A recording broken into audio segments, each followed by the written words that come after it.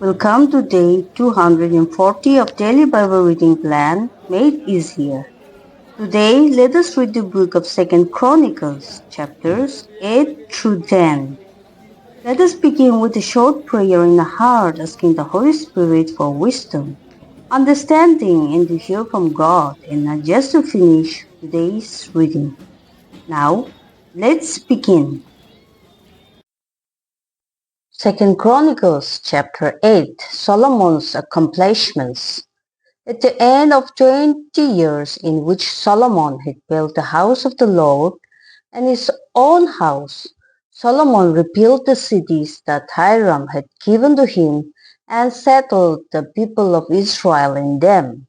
And Solomon went to Hamath-shobah and took it. He built that more in the wilderness and all the store cities that he built in Hamath. He also built Upper Beth-horon and Lower Beth-horon, fortified cities with walls, gates, and bars, and Balat and all the store cities that Solomon had, and all the cities for his chariots, and the cities for his horsemen, and whatever Solomon desired to build in Jerusalem and Lebanon and in all the land of his dominion. All the people who were left of the Hittites, the Amorites, the Perizzites, the Hivites, and the Jebusites who were not of Israel, from their descendants who were left after them in the land, whom the people of Israel had not destroyed, these Solomon drafted as forced labor, and so they are to this day. But of the people of Israel, Solomon made no slaves for his work. They were soldiers, and his officers, the commanders of his chariots and his horsemen. And these were the chief officers of King Solomon, 250, who exercised authority over the people. Solomon brought Pharaoh's daughter up from the city of David to the house that he had built for her, for he said, "My wife shall not live in the house of David, king of Israel, for the places to which the ark of the Lord is come are holy." Then Solomon offered up burnt offerings to the Lord on the altar of the Lord that he had built before the vestibule, as the duty of each day required, offering according to the commandment of Moses for the Sabbaths, the new moons, and the triannual feast, the feast of unleavened bread, the feast of weeks, and the feast of booths. According to the ruling of David his father, he appointed the divisions of the priests for the service, and the Levites for the offices of praise and ministry before the priests as the duty of each day required, and the gatekeepers in their divisions at each gate. For so David the man of God has commanded, and they did not turn aside from what the king had commanded the priests and Levites concerning any matter and concerning the treasuries. Thus was accomplished all the work of Solomon from the day the foundation of the house of the Lord was laid until it was finished. So the house of the Lord was completed. Then Solomon went to Ezion, Keber, and Elud on the shore of the sea, in the land of Edom. And Hiram sent to him by the hand of his servants ships and servants familiar with the sea. And they went to Ophir together with the servants of Solomon and brought from there 450 talents of gold and brought it to King Solomon. 2nd Chronicles chapter 9, the Queen of Sheba. Now when the Queen of Sheba heard of the fame of Solomon, she came to Jerusalem to test him with hard questions, having a very great retinue and camels bearing spices and very much gold and precious stones. And when she came to Solomon, she told him all that was on her mind. And Solomon answered all her questions. There was nothing hidden from Solomon that he could not explain to her. And when the Queen of Sheba had seen the wisdom of Solomon, the house that he had built, the food of his table, the sitting of his officials, and the attendance of his servants, and their clothing, his cupbearers and their clothing, and his burnt offerings that he offered in the house of the Lord, there was no more bread in her. And she said to the king, the report was true that I heard in my own land of your words and of your wisdom, but I did not believe the reports until I came and my own eyes had seen it. And behold, half the greatness of your wisdom was not told me. Your usurpers the report that I heard. Happy are your wives, happy are these your servants who continually stand before you and hear your wisdom.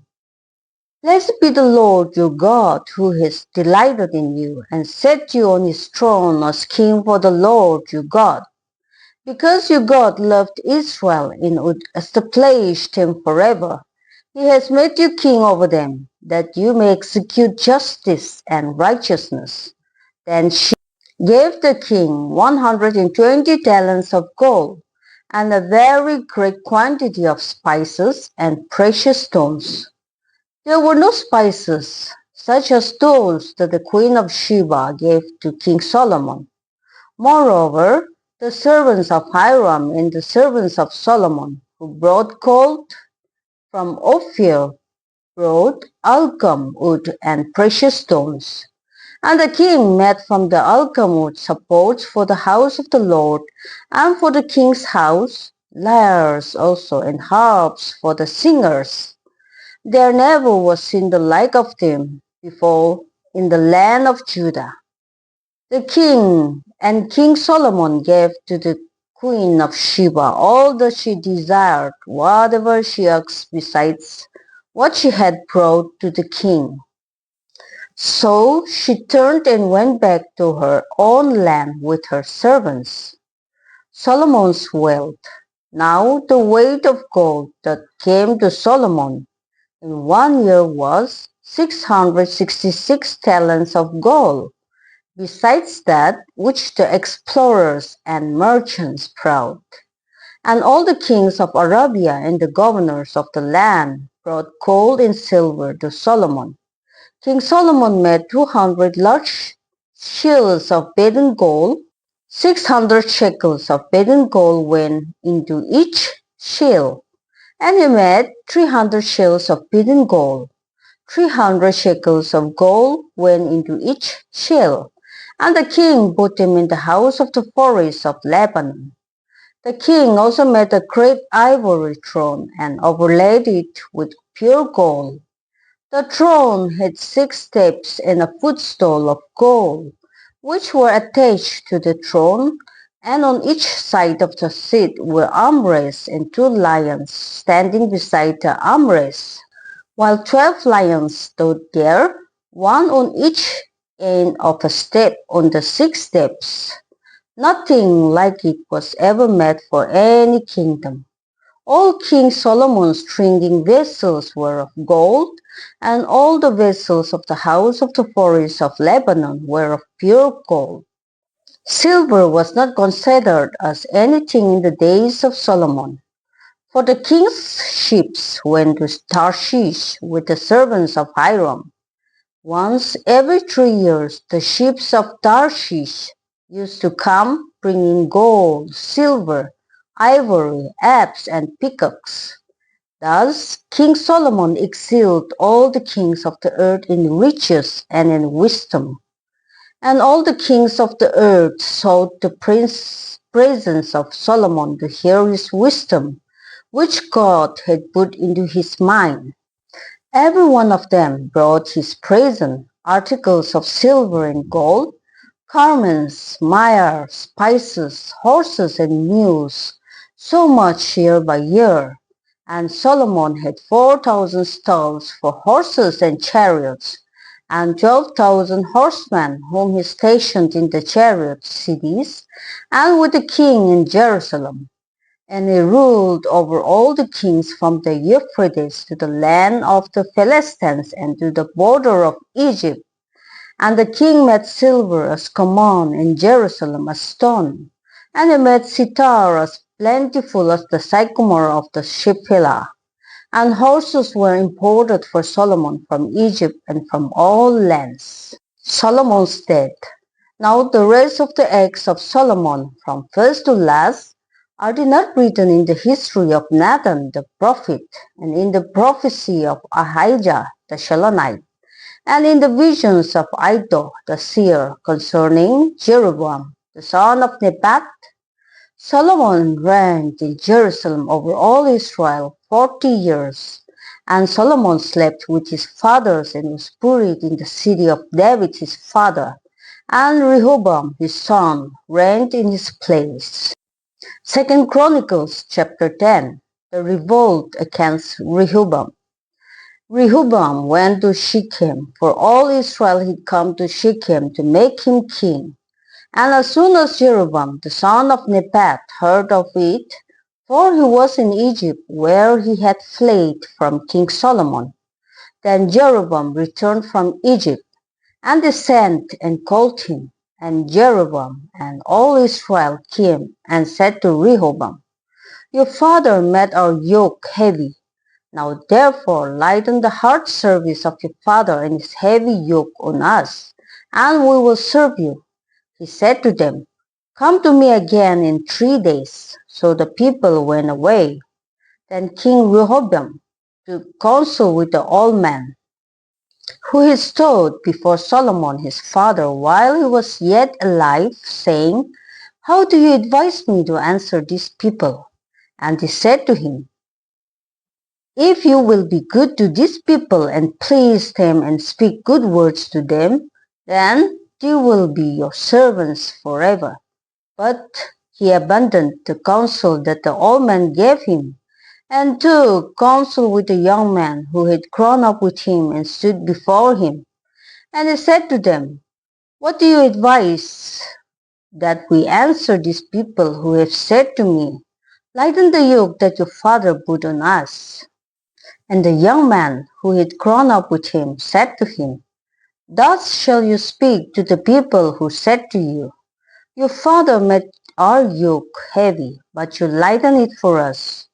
Thus shall you say to them, My little finger is thicker than my father's thighs, and now, whereas my father laid on you a heavy yoke, I will add to your yoke. My father disciplined you with whips, but I will discipline you with scorpions.